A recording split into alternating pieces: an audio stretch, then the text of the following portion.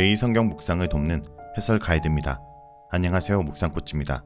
함께 읽고 나눌 말씀은 요한복음 18장 38절에서 19장 16절까지 말씀입니다.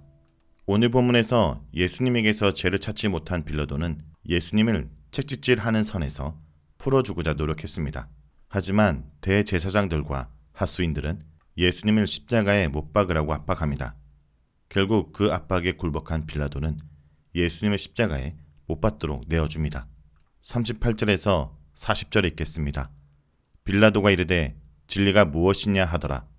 6월절이면 내가 너희에게 한 사람을 놓아주는 전례가 있으니 그러면 너희는 내가 유대인의 왕을 너희에게 놓아주기를 원하느냐 하니 그들이 또 소리질러 이르되 이 사람이 아니라 바라바라 하니 바라바는 강도였더라.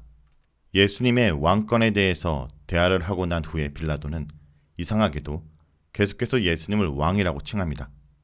빌라도는 6월절에 죄인을 방면하는 전례에 따라 예수님을 놓아주려고 할 때 예수님을 죄인이라 말하지 않고 유대인의 왕이라 부릅니다.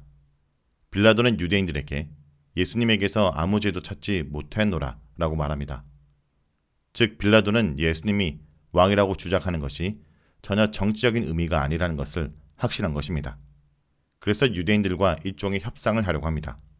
이 문제를 너무 구체적으로 파헤치기보다는 6월절의 유대인들의 요구에 따라 특사를 하는 갈래대로 이 사람을 그냥 놓아주겠다는 것입니다. 하지만 유대인들은 어차피 예수님을 죽이고자 모의한 것이기 때문에 자신들의 주장을 굽히지 않습니다. 오히려 바라바라 하는 악행자를 놓아달라고 외칩니다. 다음은 1절에서 12절 읽겠습니다. 이에 빌라도가 예수를 데려다가 채찍질하더라. 군인들이 가시나무로 간을 엮고 그의 머리에 씌우고 자색 옷을 입히고 앞에 가서 이르되 유대인의 왕이여 평안할지어다 하매 손으로 때리더라. 빌라도가 다시 밖에 나가 말하되 보라 이 사람을 데리고 너희에게 나오나니 이는 내가 그에게서 아무 죄도 찾지 못한 것을 너희로 알게 하려 함이로라 하더라. 이에 예수께서 가시관을 쓰고 자색 옷을 입고 나오시니 빌라도가 그들에게 말하되 보라 이 사람이로다 하매 대제사장들과 아랫사람들이 예수를 보고 소리질러 이르되 십자가에 못 박으소서 십자가에 못 박으소서 하는지라. 빌라도가 이르되 너희가 친히 데려다가 십자가에 못 박으라. 나는 그에게서 죄를 찾지 못하노라. 유대인들이 대답하되 우리에게 법이 있으니 그 법대로 하면 그가 당연히 죽을 것을 그가 자기를 하나님의 아들이라 함이니라. 빌라도가 이 말을 듣고 더욱 두려워하여 다시 간정에 들어가서 예수께 말하되 너는 어디로부터냐 하되 예수께서 대답하여 주지 아니하시는지라. 빌라도가 이르되 내가 말하지 아니하느냐 내가 너를 놓을 권한도 있고 십자가에 못 박을 권한도 있는 줄 알지 못하느냐.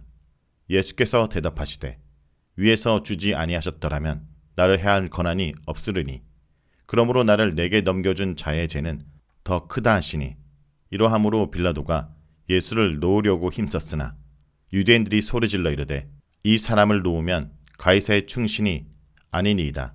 무릇 자기를 왕이라 하는 자는 가이사를 반역하는 것이니이다. 빌라도는 예수님을 놓아주기를 원했습니다. 그런데 그는 예수님을 채찍질합니다. 이 장면은 언뜻 이해가 잘 안됩니다. 하지만 이것은 빌라도의 전략이었습니다. 즉 이것을 통해 군중에게 만족을 주고 동정심을 불러일으키기 위한 것이었을 것입니다. 당시 로마인들이 죄인에게 채찍질하는 것에는 세 가지가 있었는데 여기서 사용된 동사 마스티조를 볼 때 예수님이 당한 것은 그 중에서도 가장 약한 채찍질이었습니다. 로마 군인들은 왕이라고 하는 예수님에게 가시나무를 만든 간을 씌우고 왕이 입는 옷 색깔인 자색 옷을 입히고 조롱합니다. 이들 입장에서 보면 예수님은 아무 힘도 없는 왕을 사칭하는 자였습니다. 유대인들의 입장에서 보면 자칭 메시아라고 하는 거짓 메시아였습니다. 하지만 이 장면을 기록한 요한의 입장에서 보면 비록 로마인들이 조롱한 것으로 한 것이지만 예수님이 왕됨을 이들이 자기도 모르게 말한 것이 됩니다. 예수님은 이 세상 정치적 왕국의 왕이 아니지만 그의 왕국의 왕인 것입니다. 4절에 빌라도는 다시 간정 밖으로 나옵니다. 이번에는 매질당하고 조롱당한 불쌍한 모습의 예수를 유대인들에게 보여줍니다. 그러면서 도저히 왕이라 할 수 없는 모습을 보여주면서 이런 몰골의 사람이 과연 왕이겠는지 말하며 로마를 반역한 인물이 아님을 보여줍니다. 그리고 자신은 그에게서 반역의 죄를 찾지 못하겠노라고 말합니다. 이것을 통해 빌라도는 여전히 사람들의 동정을 얻어내려고 한 것입니다. 그러면서 가시관을 쓰고 자색 옷을 입고 나오는 예수를 향해 보라 이 사람이로다 라고 말합니다. 빌라도의 입장에서 보면 이 사람들이 무슨 왕이겠냐 하는 것이지만 요한복음이 이것을 기록한 것에는 바로 이분이야말로 참 사람이다 라는 의미가 들어있는 것입니다. 하나님이 사람이 된 것을 이미 요한복음 서문에서 말하고 있는 것입니다. 6절에서 7절은 유대인들이 예수님을 십자가형으로 처형하도록 요구하는 내용이 이어집니다. 빌라도의 생각은 오판이었습니다. 유대인들이 예수님을 고소한 목적은 그를 죽이는 것이었습니다. 그래서 십자가에 못 박으소서라고 연속해서 외치면서 빌라도를 윽박지릅니다. 빌라도 역시 다시 한번 자신은 예수님에게서 죄를 찾지 못하겠노라고 반박합니다. 그러면서 그들에게 예수님을 데려가서 직접 심판해서 십자가에 못 박으라고 합니다. 이것은 16절에 나와 있는 것처럼 공식적으로 빌라도가 예수님을 십자가에 못 박도록 허용한 것이 아닙니다. 나는 관여하지 않을 테니 너희 마음대로 하라는 것입니다. 이에 유대인들은 자신들의 법에 의하면 예수님이 신성모독죄를 지었으니 죽어야 한다는 것입니다. 자신을 하나님의 아들이라고 했다라는 것입니다. 하지만 유대법에서 메시아는 하나님의 아들이라는 호칭을 얻을 수 있습니다. 그래서 이 말은 사실이 아닙니다. 어쨌든 유대인들은 예수님을 신성모독으로 죽여야 한다라고 빌라도를 옥죄입니다. 그 순간 빌라도는 두려움에 휩싸입니다. 어떤 이들이 군중들이 자기를 윽박질러 소요가 날 것에 대한 두려움이라고 생각할 수도 있지만 앞 문맥에서 보면 바로 유대인들이 그를 하나님의 아들이라고 말한 것에서 두려움을 느꼈습니다. 빌라도는 심약한 사람이었습니다. 혹시나 자기가 지금 신문하는 자가 하나님의 아들이라면 자기에게 어떤 하가 미칠까 두려웠던 것입니다. 당시 로마 사람들은 하나님의 아들이란 말을 신적 인간으로 보아 어떤 능력을 행사할 인물로 보았기 때문입니다. 두려움에 휩싸인 빌라도는 그것을 감추려고 오히려 예수님을 위협합니다. 그러면서 예수님의 출처를 묻습니다. 당연히 이 말은 예수님이 신인지 아니면 단순한 사람인지에 대한 질문이었습니다. 자신을 적극적으로 변화할 것으로 생각했던 빌라도의 기대와 다르게 예수님은 이에 대해 대꾸하지 않으십니다. 이에 화가 난 빌라도는 오히려 자신에게서 힘이 있음을 과시합니다. 자신이 예수님을 십자가에 못 박을 수도 혹은 놓아줄 수도 있는 권한이 있다라는 것입니다. 법적으로 보면 빌라도는 당시에 그러한 힘을 가지고 있었습니다. 로마 시민이 아닌 사람의 최종 재판권은 총독인 자신이 가지고 있었던 것입니다. 그래서 예수님의 말을 들어보고자 적극적으로 예수님을 위협합니다. 이에 예수님은 결국 대답하십니다. 그러한 권한은 위에서, 즉 하나님에게서 일시적으로 준 것이지 빌라도 자신이 어떤 권한이 있는 것은 아니라고 하십니다. 빌라도의 힘 자랑에 예수님은 오히려 빌라도에게 최종 권한이 없음을 천명한 것입니다. 그렇기 때문에 빌라도가 이렇게 위협하는 것도 불법이지만 이렇게 자신을 빌라도에게 넘겨준 자의 죄는 더 크다고 합니다.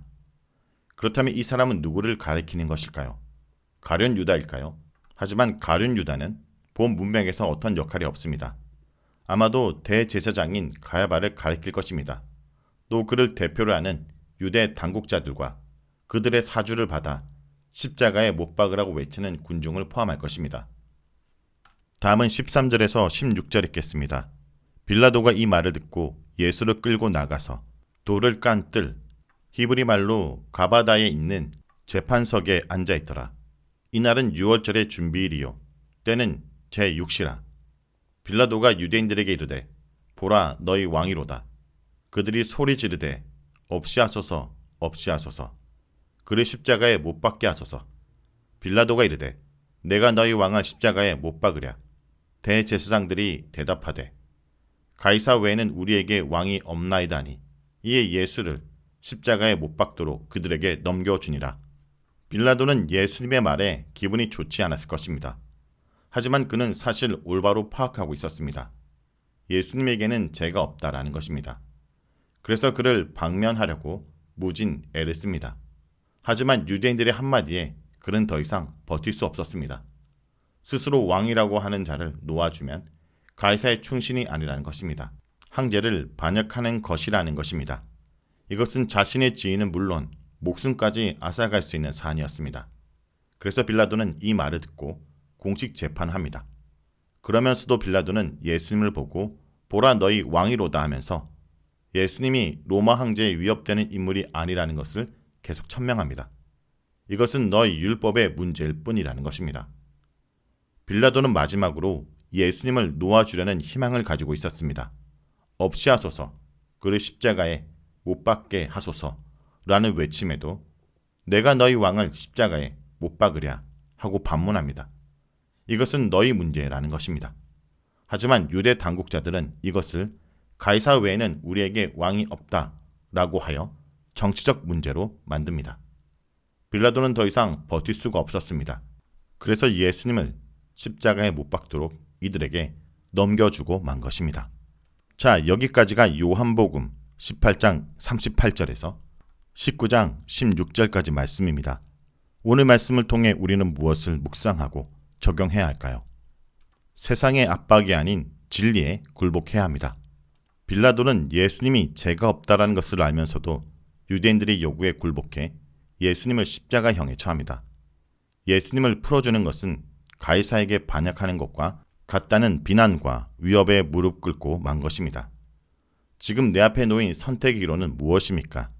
나는 진리와 이익, 하나님의 의와 개인의 안위 중 무엇을 선택하고 있습니까?